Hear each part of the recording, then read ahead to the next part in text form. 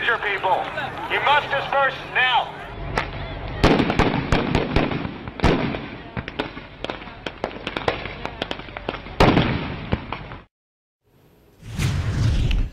Ferguson, Missouri is just outside of St. Louis. Michael Brown, a young black man, was shot by a police officer, and we are just seeing those riots taking place and the police response to those riots as well. The governor, apparently, of Missouri is bringing in a separate policing force to replace the local police. It's become that heated. Bob Parks is a U.S. political expert, purveyor of blackandright.com. And Bob, this thing has really exploded. I'd love your initial thoughts.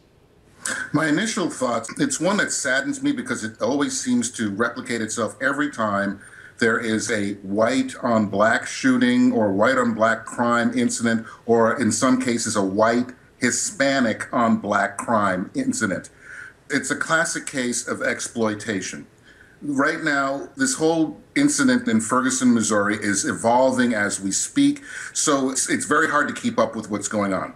What we do know, a black man bound for college was shot and killed by a police officer in Ferguson, Missouri. If the police there were as evil and as racist as some of these activists and exploiters, which I'll get into in a sec, would have everybody believed, why would they leave a living witness to contradict what the police are saying? Right now, we've got two different versions of what happened that night.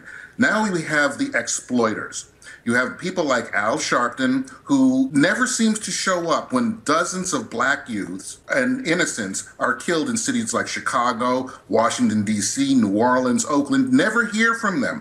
But whenever it is a white on black crime, there is Al Sharpton to ramp everything up, come into a small town, get everybody on edge, get the SWAT teams to come in, and then he'll leave as soon as the cameras are gone.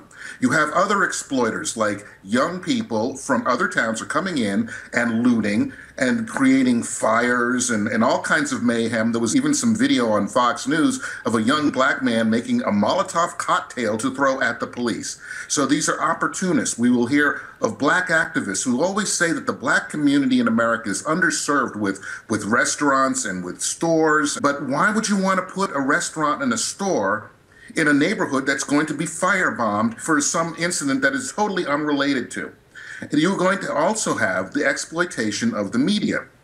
And I'd like to thank you, Pat, and other people on Sun News. You've had me on for a myriad of issues, not just black politics. You look at CNN, Fox News, MSNBC, they are pulling out every single black person that they can to translate, and this is what is really demeaning, to translate to the rest of the country what is happening in Ferguson, Missouri. What is going on is the exploitation of a shooting.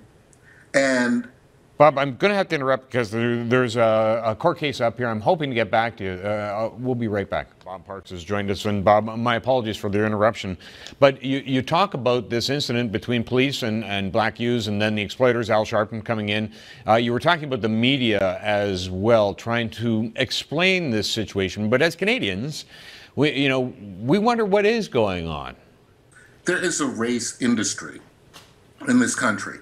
There have been problems that have been going on as far as racial disparities and racism, whatever you want to call it, for decades. What happens is black people, minorities in general, are not held to the same standards as other people.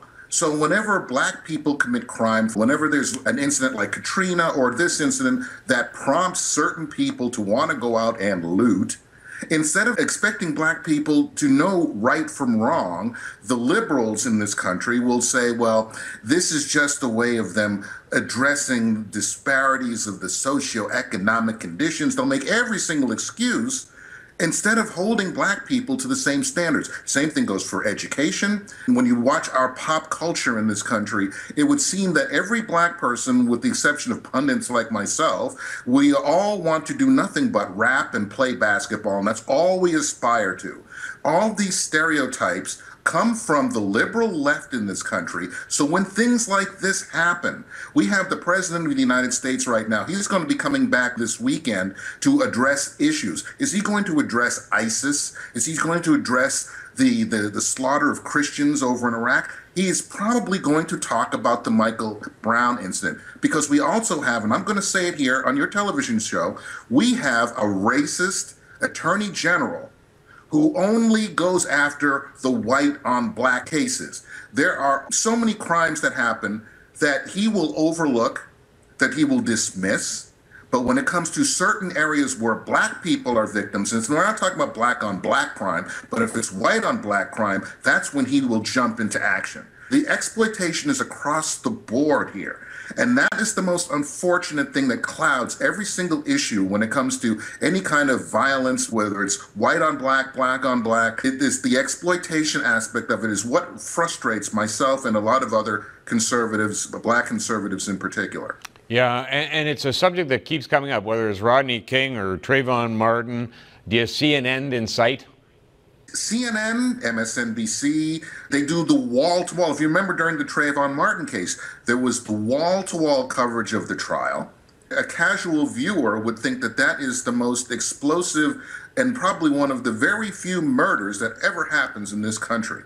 You get all the experts in, and they're all black. Again, you'd never see black people on cable news in this country in these quantities until such an issue happens. Yeah. And then it's mostly both sides arguing over the same nonsense. It's very frustrating. Bob, thank you so much for your perspective. Appreciate it. Thank you, Pat. Bob Parks, a U.S. political expert and purveyor of blackandright.com. Hard news.